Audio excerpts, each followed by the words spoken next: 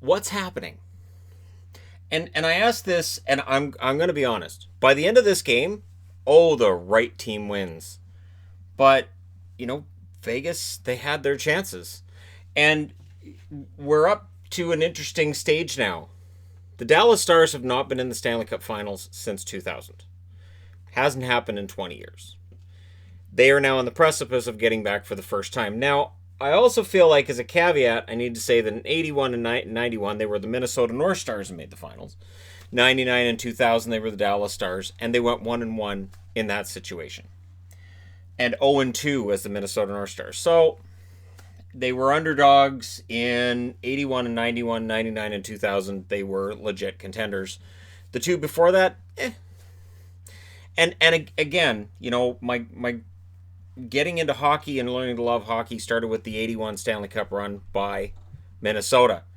And so it doesn't feel completely dissimilar to that.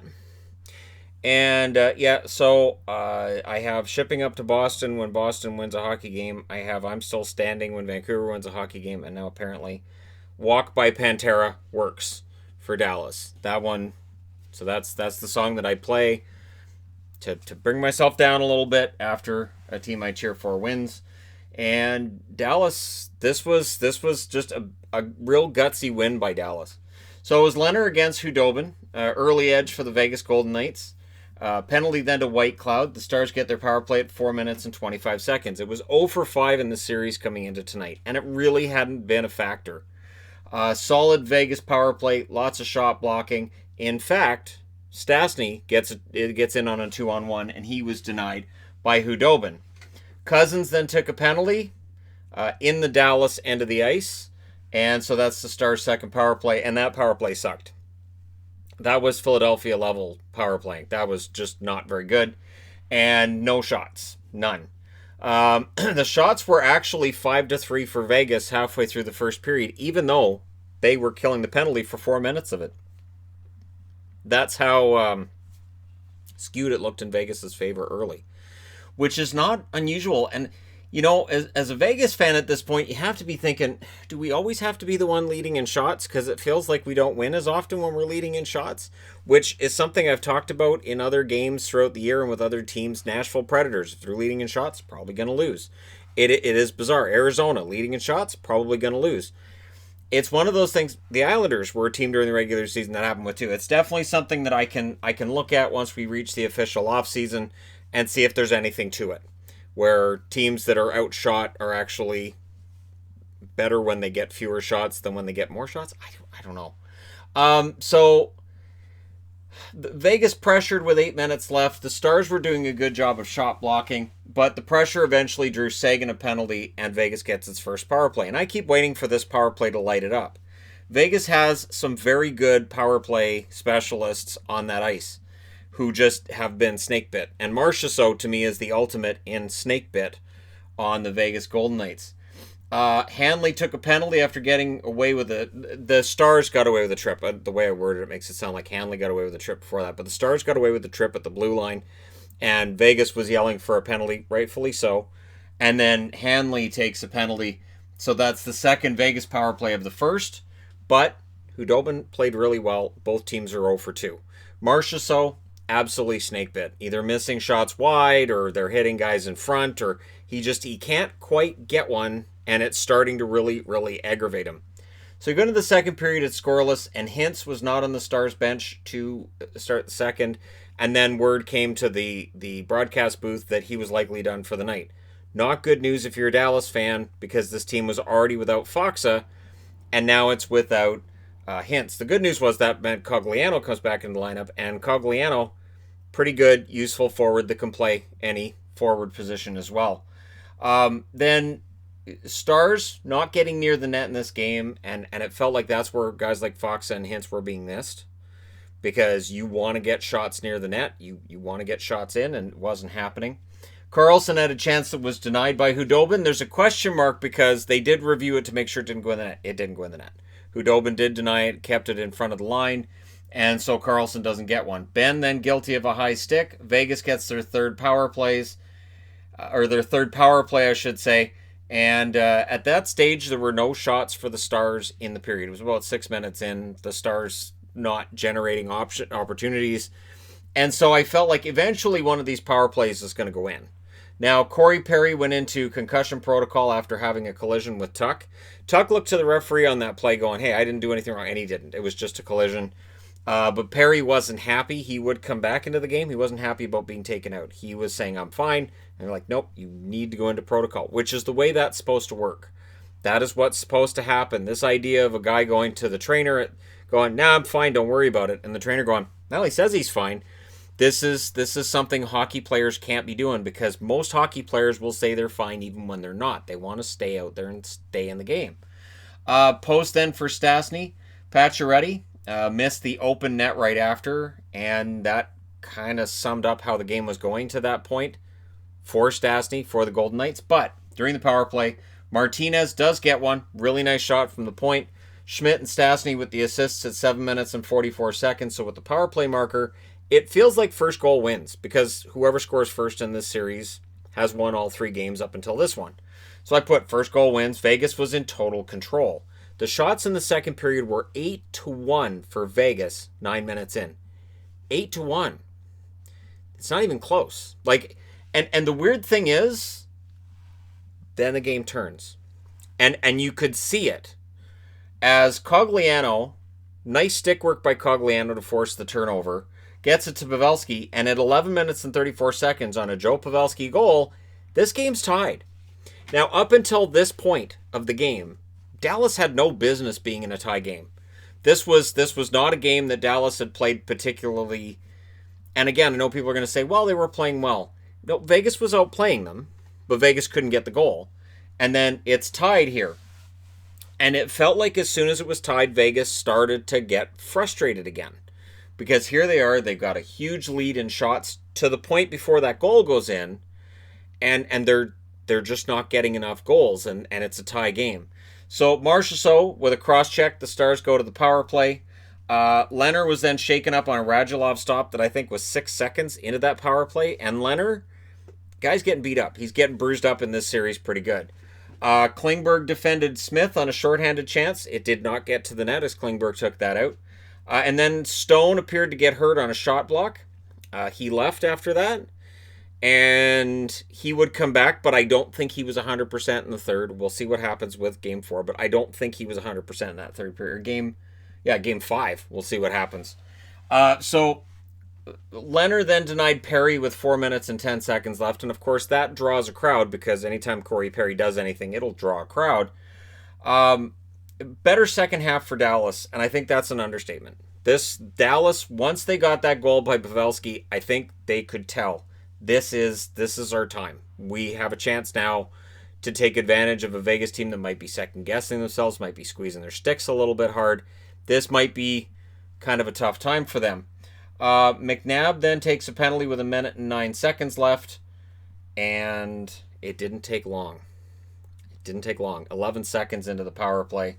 Jamie Benn from Klingberg and Radulov. And that's the Stars' first power play goal of the series. And they're ahead. They're up 2-1 in a game that up until the halfway mark of that second period, it was all Vegas. But you could see the shift. And you could see that Vegas, unlike in their first 2 series, they can't impose their will on Dallas. Dallas, and I said this, I remember saying this after the Vancouver series, that Vegas is against a veteran team in Dallas and a bigger team in Dallas. And this is a team that just doesn't get pushed out of the rink like Vancouver did or like Chicago did by the end of that series. So, third period, Stone was back in the lineup, but they did take note of the fact that his shifts were about 30 seconds at the start of that period. I don't know if they got longer as the period went along, but to start with, they were about 30 seconds each. No shots for either team 3 minutes in. Fine with Dallas. No problem. Fine with Dallas. They were throwing hits when they needed to, and they were keeping the emotions to a minimum. I barely noticed Ryan Reeves tonight. I really did. And that's the measure, I think, when it comes to seeing how well Vegas is or isn't playing is, do you notice Reeves? If the answer is no, Vegas is probably losing the game. So, Kivi Ranta had a chance that went wide. Hudobin made his stand at 5.5 minutes, and you just felt like he wasn't allowing anything. that Hudobin was saying, nope, nothing's going in. Sorry, guys, I'm not allowing a goal tonight. That's you guys got the one from Martinez. Hope you enjoyed it. That was it. Pacioretty then hit a post, however. So posts were just haunting Vegas. I think that was their third at that point in the game. Gurianov had a break that was denied by Leonard as things got a little bit more wide open in that period, and there was some good back and forth going on.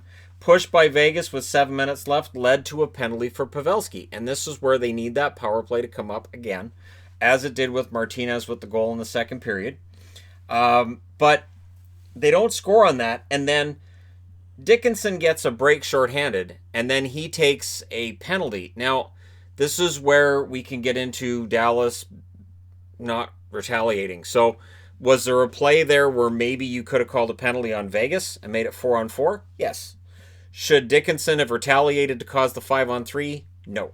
So, you get a 5-on-3 for a minute and 10 seconds, and I thought, okay, so this will probably be the game. This is your turning point. This is going to be the game.